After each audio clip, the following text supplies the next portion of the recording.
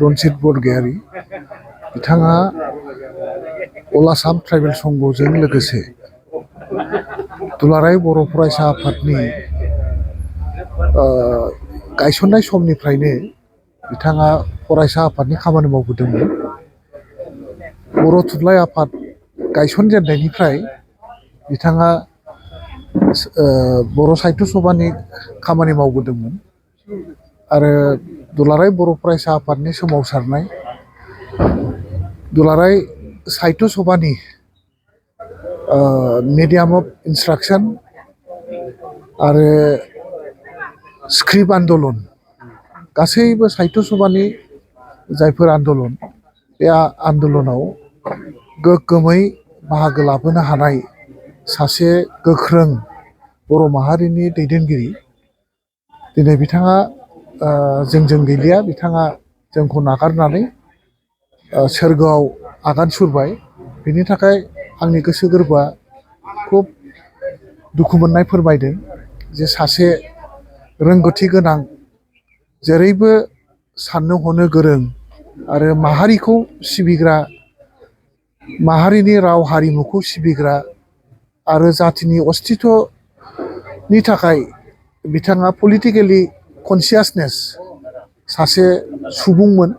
दा बिथाङा जोंनिफ्राय गोमानायाव जोंनि ओनसोल हिसाबै जोंहा गोबां खहा जाबाय आरो बर' माहारि हिसाबै सुफुंख'नो हायै मोनसे खहा बिथां गैयैयाव जों खहा जानाय बादि जों फिल खालामदों।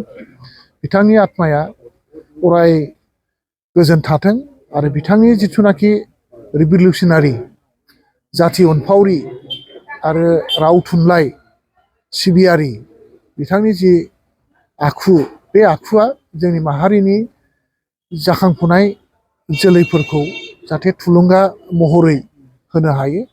बिथाङा सासे थुलुंगागिरि, सासे सुबुं हिसाबै जोंनि गेजेराव बयजोंबो मानिजानाय सासे सुबुं। बे सुबुं हिसाबै जोङो बिथांखौ दिनै मान होनो फैदों आरो जोङो मान होबाय आरो बिथाङा सोरगोआव आलो गोजोनै जायगा मोनथों आरो सोरगोनिफ्राय जोंखौ प्रेरना हिसाबै थुलुंगागिरि हिसाबै जोंखौ अरायबो थुलुंगा हरबाय थाथों।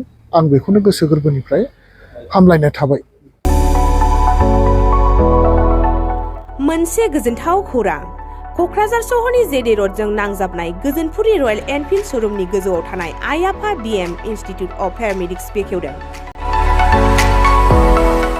बे आइ आफा बिएम इनस्टिट्युट अफ पेरामेडिक्सआ नोंथांमोननो लानानै फैदों देहा जोथोन लाखिनायनि माखासे आयदाफोरनि 2024-2025 मायथाइनि मुं थिसननाया फैगौ 15 जानुवारिनिफ्राय जोबथा मार्च दानसिम सोलिगासिनो दङ। 10+2नि उथ्रिसारनाय बिजाथि एबा फरायसाफोरा बे पेरामेडिक्सआव गावारि सोलोंथाइखौ लानो हागोन। क'क्राझार सहरनि गोजोनपुरि एबा गांजिमा बाजारजों नांजाबनाय आइ आफा बिएम इनस्टिट्युट अफ पेरामेडिक्सआ नोंथांमोननि थाखाय गोदान मुं थिसननाय आयदाफोरा जादों medical laboratory technology, first aid patient care and assistant nursing, OT technician, ICU technician, radiology technician कर्सखौ 2 बोसोरनि गेजेरावनो आबुं खालामनानै बिएसएस डिप्ल'माखौ लानो हागोन। लोगोसे गासैबो डिप्ल'माखौ लानायनि उनाव सोरखारि साख्रि मोननायनि सुबिदाबो दङ। जुदि नोंथांमोनहा बेफोर कर्सनि थाखाय गोदानै मुं थिसननो गोसो दङब्ला आइ आफा बिएम इनस्टिट्युट अफ पेरामेडिक्सनि नैबे जानबुं नम्बर 9395899391 एबा 8638391746 आव थोंजों सुलाद लाहरनो हागोन।